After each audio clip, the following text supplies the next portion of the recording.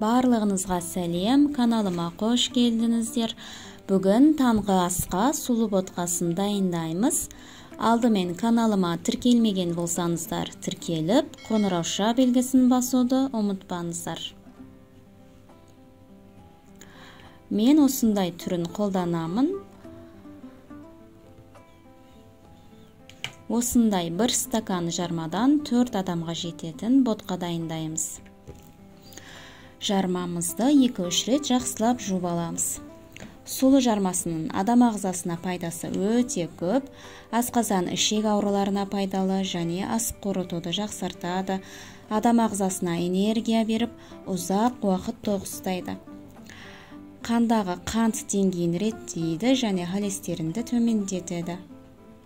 Осындай ыдысымызға салғаннан кейін 2,5 стакан салқын су құямыз.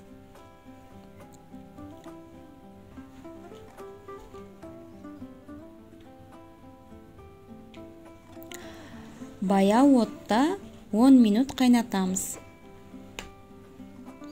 Қайнап бастағаннан кейін науат қосамын. Науатпен дәмі өте күшті болады.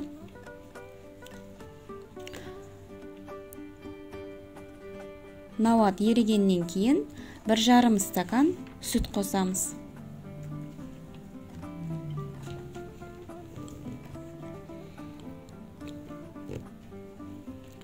Араластырып, бір қайнатып, астын өшіріп қоямыз.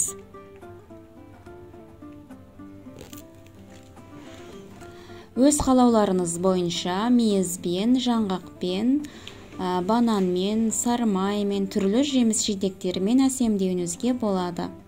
Міндетті түрде жасап көріңіздер. Менің каналыма тіркеліп, видеома лайк басуды ұмытпаңыздар. Алда бұдан да керемет рецепттер болады.